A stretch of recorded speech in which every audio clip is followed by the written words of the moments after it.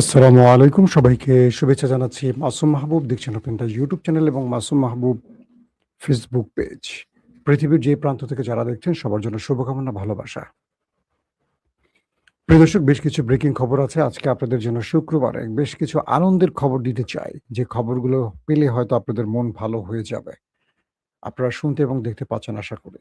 দর্শক, যারা যেখান থেকে কমেন্ট করছেন আমি দেখতে পাচ্ছি। মাসুম ভাই, আপনি কেমন আছেন? আমি ইরানকে ভালোবাসি, গাজীপুর থেকে বিল্লাল। জি, ইরানকে ভালোবাসেন না? আমাকে বাসেন না? আমাকে একটু ভালোবাসবেন। শফিকুল ইসলাম মালদ্বীপ থেকে দেখছেন। মালদ্বীপ ভাই, মালদ্বীপ আসবো ইনশাআল্লাহ। চট্টগ্রাম থেকে কে দেখছেন? জি, মোহাম্মদ আহমদ নাকি নাম? দর্শক, প্রথম যে গুরুত্বপূর্ণ আমি আগে শিরোনামটা আপনাদেরকে এক নজর জানিয়ে রাখি। সেটা হলো, মধ্যপ্রাচ্য থেকে এবার আমেরিকা পালাতে শুরু করেছে ইরানের মার খেয়ে। তারা বিভিন্ন ঘাঁটি ছেড়ে পালাতে শুরু করেছে। অন্যদিকে আমেরিকা মিশরে আক্রান্ত হয়ে এটা বুঝতে পেরেছে যে ইরান আর এই অঞ্চলে তাকে থাকতে দেবে না। ৩ নাম্বার, গাজাতে গাজায় আবারও খসড়া শান্তি পরিকল্পনায় হামাস সম্মত হয়েছে এবং ইসরায়েলি বসতি স্থাপনকারীরা পশ্চিম তীরে আবারও হানা দিচ্ছে। পাশাপাশি কুয়েতে আজকেই ব্যাপক অ্যাটাক করেছে ইরানের বাহিনীগুলো। দর্শক, আমি আপনাদেরকে প্রথমে গাজা বিষয়ের সংবাদটি দিয়ে চলে যাব মূল খবরে। আপনারা জানেন যে আমেরিকা ইরানের লড়াইয়ের মধ্যে গাজায় থেমে থেমে হামলা চালাচ্ছে দখলদার বাহিনী এবং প্রতিদিনই কম বেশি সেখানে মানুষ মারা যাবার খবর পাচ্ছে। তো বলা হচ্ছে, গাজার শান্তি বোর্ড জানিয়েছে হামাস এমন একটি কর্ম পরিকল্পনায় সম্মত হয়েছে যার আওতায় পর্যায়ক্রমে হামাস নিরস্ত্রীকরণ করবে, মানে অস্ত্র নিরস্ত্রীকরণে তারা সাড়া দিয়েছে এবং একই সাথে গাজা থেকে ইসরায়েলি সেনা প্রত্যাহার করা হবে। হামাস প্রতিনিধি দলের একজন সদস্য আল জাজিরাকে জানিয়েছে যে এই চুক্তির বাস্তবায়ন নির্ভর করবে ইসরায়েলের চুক্তির অংশ বাস্তবায়নের উপর, যার মধ্যে গাজা থেকে তাদের বাহিনী প্রত্যাহারও অন্তর্ভুক্ত। হামাস আরও বলেছে যে ইসরায়েল নিরস্ত্রীকরণ চুক্তিতে অনুমোদন না দেয়া পর্যন্ত তারা কোনো পদক্ষেপ নেবে না। আগে ইসরায়েলকে এই অঞ্চল ছেড়ে যেতে হবে, গাজা, তারপর ক্রমান্বয়ে আস্তে আস্তে অস্ত্র জমা দেওয়ার কাজটি করবে হামাস। পাশাপাশি মার্কিন প্রেসিডেন্ট ডোনাল্ড ট্রাম্প চুক্তিটি ঘোষণা করার মাত্র কয়েক ঘন্টা পরেই উত্তর গাজায় ইসরায়েলি বিমান হামলায় ফিলিস্তিনিরা আহত হয়েছেন। যখন ডোনাল্ড ট্রাম্প এই চুক্তিটি ঘোষণা করছেন, ঠিক তখনই আবার দেখা যাচ্ছে উত্তর গাজা ইসরায়েলি বাহিনী আবারও হামলা চালিয়েছে। তো গাজা রোডম্যাপের দ্বিতীয় পর্বের প্রতিপালন নিশ্চিত করতে মিশর মধ্যস্থতাকারী হিসেবে যুক্তরাষ্ট্র, কাতার ও তুরস্ককে নিয়ে একটি শীর্ষ সম্মেলনের আয়োজন করবে শীঘ্রই, এমনটি জানানো হয়েছে।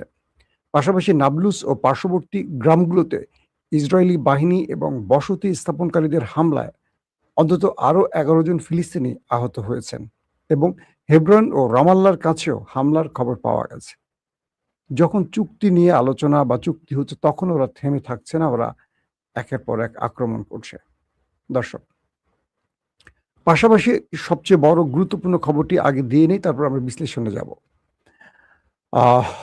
ইরানের জনসংযোগ দপ্তর জানিয়েছে আইআরজিসির যে অপারেশন তারা যে নাসার তার পরের যেই ফেজটা শুরু হয়েছে ২৭তম পর্যায়ে, এবং তারা মার্কিন যুক্তরাষ্ট্রের যে কুয়েতে অবস্থিত ঘাঁটি সেখানে ব্যাপক অ্যাটাক করেছে এবং বলা হচ্ছে আহমদ আল জাবের বিমান ঘাঁটিতে টহলরত ড্রোনগুলো বিমান আশ্রয় কেন্দ্র, স্যাটেলাইট সংযোগ ব্যবস্থা এবং সরঞ্জাম সংরক্ষণগারগুলোকে লক্ষ্যবস্তু বানিয়েছে ইরানের মিসাইল এবং ড্রোন।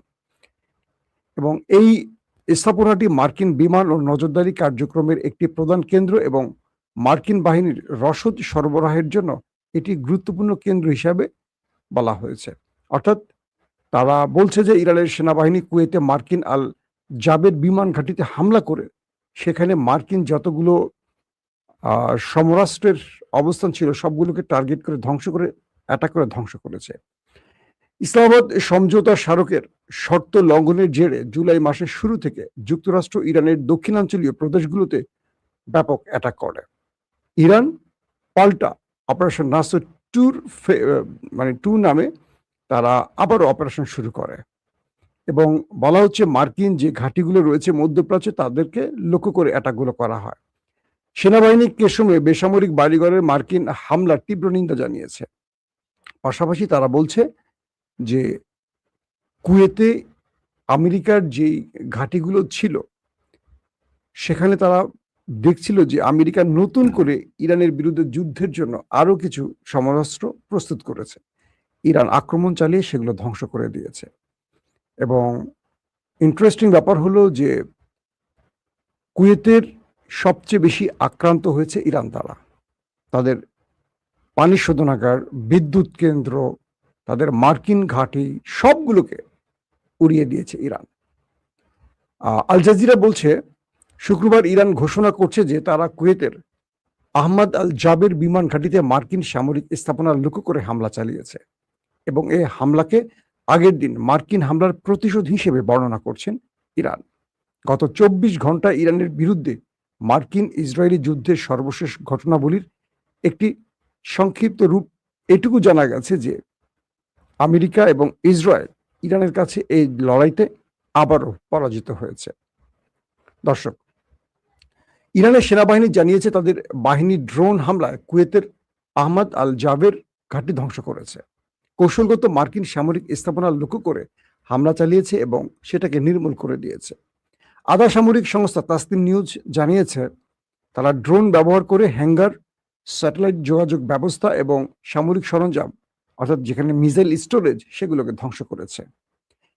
এবং এক প্রকার এটুকু বোঝা গেছে যে ইরান তার প্রতিটি জবাব আমেরিকার চেয়ে একটু বাড়িয়ে দিচ্ছে, মানে আমেরিকা যা করছে ইরান তার চেয়ে একটু বেশি করার চেষ্টা করছে। দর্শক, মার্কিন যুক্তরাষ্ট্রের সবচেয়ে গুরুত্বপূর্ণ যুদ্ধ বিমানের নাম হলো F-35 স্টিলথ প্রযুক্তি। আপনারা জানেন যে F-35 কেনার জন্য তুরস্ক আমেরিকার সাথে বেশ দিন দরবার করছে। তো সেই F-35 জর্ডানে একটি হ্যাঙ্গারে রাখা ছিল। বলা হচ্ছে যে আমেরিকা ইরানের সাথে যুদ্ধবিরতি ঘটিয়ে নতুন করে প্রতিটি বেজে আবারও অস্ত্র আনার চেষ্টা করছিল। তাদের যেই সিস্টেমগুলো ইরান ধ্বংস করেছে, radar system, Patriot third system, প্রচুর সেনা হতাহত হয়েছে, সেখানে নতুন করে রিপ্লেস করা হচ্ছে সেনা। তো আমেরিকা কৌশলে পাকিস্তান এবং কাতারের মাধ্যমে ইরানকে প্রস্তাব দিয়ে 10-15 দিনের জন্য একটা প্ল্যান করেছিল যে এই সময়টা তারা যুদ্ধবিরতি ঘটিয়ে প্রতিটা সামরিক বেজে তারা আবার সংস্কার চালিয়ে ইরানের বিরুদ্ধে যুদ্ধ করবে। হঠাৎ করে ইরানের কাছে ইন্টেলিজেন্স তথ্য আসে যে জর্দানে বেশ কয়েকটা F-35 এসে জড়ো হয়েছে এবং এরা রিফুয়েলিং করে যে কোনো সময় ইরানে অ্যাটাক করবে। ইরান এই তথ্যটি পেয়ে অগ্রিম জর্দানে মার্কিন ঘাঁটিতে সারপ্রাইজ অ্যাটাক করে এবং বলা হচ্ছে একসঙ্গে, ইরানের পক্ষ থেকে বলা হয়েছে একসঙ্গে তারা 3টি F-35 ধ্বংস করে দিয়েছে। এটা এ পর্যন্ত যুদ্ধে ফেব্রুয়ারির 28 তারিখ থেকে আজ পর্যন্ত যুদ্ধের সবচেয়ে বড় সারপ্রাইজ দিয়েছে আমেরিকাকে ইরান। ইরান বলছে আমরা 3টা F-35 ধ্বংস করেছি। শুধু 3টা নয়, সেইখানে থাকা হ্যাঙ্গারে আরো বেশ কয়েকটাকে আমরা ক্ষতিগ্রস্ত করেছি। মানে কোনোটা 40% ধ্বংস, কোনোটা 30% ধ্বংস, কোনোটা 70% ধ্বংস, অর্থাৎ সেগুলোকে ব্যাপক ক্ষতির মুখে ফেলছে বা সেগুলো ধ্বংস করছে। এবং সেখানে থাকা যে সামরিক বাহিনীর সদস্যরা ছিল এবং এই যুদ্ধ বিমানগুলোকে মেনটেনেন্স করছিলেন যেসব কর্মকর্তারা, তারা প্রাণ হারিয়েছে। এরপর আমেরিকা পাল্টা আবার অ্যাটাক চালায় ইরানের উপর। চালানোর পরপর ইরান আবার পাল্টা কুয়েতে আজকে ম্যাসিভ আকারে অ্যাটাক করে। এখন পর্যন্ত যে খবর পেয়েছি, কুয়েতেও প্রচুর ক্ষয়ক্ষতির মুখে পড়েছে আমেরিকা এবং তাদের সেনারা। ইতিমধ্যে মিশরে মার্কিন তেলের গ্যাসের ট্যাঙ্কারে অ্যাটাক হয়েছে এবং আপনারা জানেন যে মধ্যপ্রাচ্যের কোনো দেশকে বাদ রাখেনি ইরান অ্যাটাক থেকে, সবগুলো কেন্দ্রে অ্যাটাক করেছে। ইরান তার স্যাটেলাইট ইমেজে এমন একটি ছবি প্রদর্শন করেছে যেটা দেখলে আপনাদের মাথা নষ্ট হয়ে যাবে। ইরান বলছে যে আরব আমিরাত থেকে আরব আমিরাতের সবচেয়ে বড় যে মার্কিন ঘাঁটি, সেখান থেকে সকল মার্কিন বিমান, তাদের স্যাটেলাইট তথ্য কেন্দ্র, তাদের আকাশ প্রতিরক্ষা সিস্টেম, তাদের যুদ্ধের হেডকোয়ার্টার সব সরিয়ে নেওয়া হয়েছে আরব আমিরাতের ওই মার্কিন ঘাঁটি থেকে।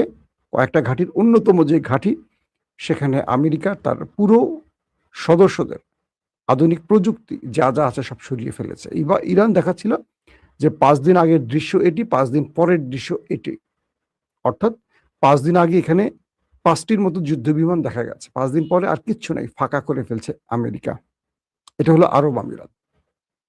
মধ্যপ্রাচ্যের সবচেয়ে বড় যে ঘাঁটি আল উদেদ, যেটা কাতারে অবস্থিত, সেই কাতারের আল উদেইদও ইরান ব্যাপক অ্যাটাক চালাবার পর একই তথ্যে ইরান বলছে যে আল উদেদ থেকেও মার্কিন সকল সিস্টেম সেনাবাহিনীরা পালিয়ে গেছে, সেখানে তারা নেই। অর্থাৎ ইরান যে লক্ষ্যে এগুচ্ছে সেই লক্ষ্যটা এখন বাস্তবায়ন হচ্ছে। কাতারের আল উদেদ থেকে তাদের যুদ্ধ বিমানগুলো সরিয়ে ফেলা হয়েছে। তাদের যেই সংখ্যা প্রায় 13,500-র মতো সেনাবাহিনী ছিল, তারাও সেখান থেকে পালিয়ে গেছে। একে একে আমেরিকা মধ্যপ্রাচ্য খালি করে পালাতে শুরু করেছে। জর্দানের বেস থেকেও পালিয়েছে তারা। এখন জর্দান, বাহরাইনের 5ম নৌ ঘাঁটি থেকেও অনেক সদস্য পালিয়ে গেছে, অনেক জিনিস সরিয়ে ফেলা হয়েছে। তার মানে মধ্যপ্রাচ্য থেকে আস্তে আস্তে ইরান পালাতে শুরু করেছে। মূলত ইরান এখন আসলে যে গেমটি করছে, এটা ট্রাম্প হতাশ হয়ে গেছেন। কালকে নেভাল অফিসে সাংবাদিকরা ট্রাম্পকে প্রশ্ন করেন, মধ্যপ্রাচ্যে আপনার বিজয়ের সম্ভাবনা কতটুকু? ট্রাম্পের চোখে মুখে আতঙ্কের ছাপ।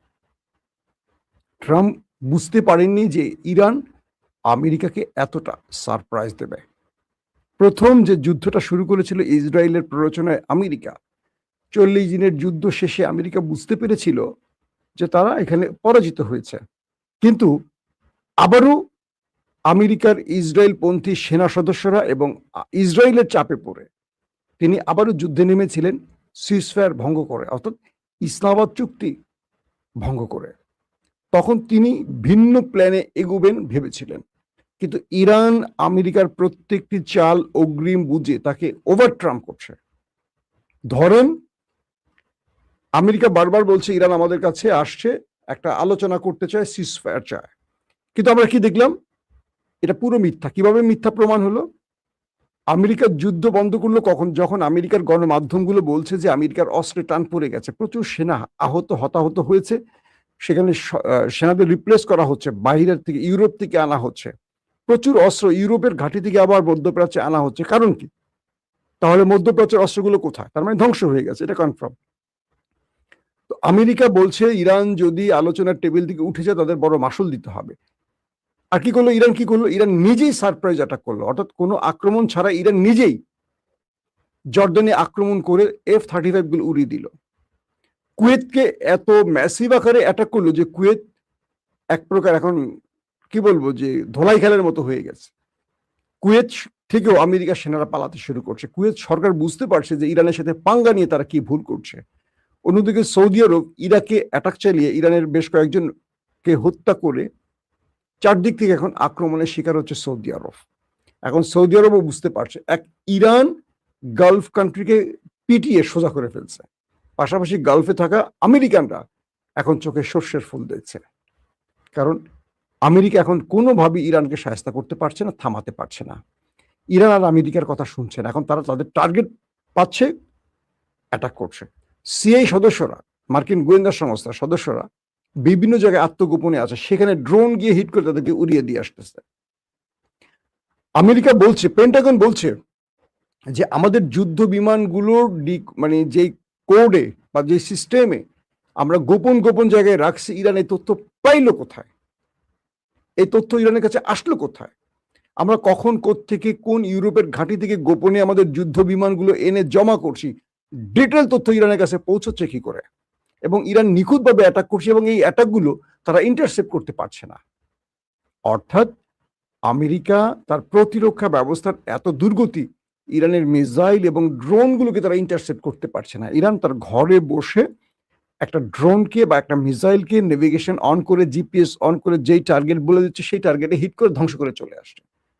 পৃথিবীর সবচেয়ে বড় প্রযুক্তির, উন্নত প্রযুক্তির মালিক আমেরিকা এখন ইরানের কাছে পরাজয় ছাড়া কিছু দেখতে পাচ্ছে না। উল্টো মধ্যপ্রাচ্যের ঘাঁটি ছেড়ে এখন তারা পালাতে শুরু করেছে। তার মানে কি বুঝতে পারছেন? আরবরা বুঝতে পেরেছে যে ইরানের সাথে আমেরিকা পারছে না। আরবরা বুঝে গেছে। এখন আমেরিকা নিজেই পালানো শুরু করছে আরবদেরকে ছেড়ে, যে আরবদেরকে রক্ষার নামে আমেরিকা এসে পেট্রো ডলারগুলো পকেটে নিয়ে বাড়ি চলে যেত। আজকে আরবরা দেখলো এটা। আবার দেখবেন আরবরা এখন ইরানের কাছে এসে বলবে আমরা চুক্তি করতে চাই। সৌদি আরব তার বিশ্বাসঘাতকতা শাস্তি পাচ্ছে। তার তেলকূপগুলোকে একটার পর একটা জ্বালিয়ে দিয়েছে হুতি এবং ইসলামিক রেজিস্ট্যান্স। কেমন লাগে এখন? তুমি ইরানের সাথে মানে আলোচনা করছো, চুক্তি করতে চাও, আবার আমেরিকার সাথে সম্মিলিত হয়ে অ্যাটাক করছো। তুমি হুতিদের উপর বা ইয়েমেনে অ্যাটাক করছো। তুমি পারলে ইরানের সাথে পাঙ্গা নাও। তোমার আব্বা আমেরিকায় তো পাঙ্গা নিয়ে এখন পালানোর চেষ্টা করছে।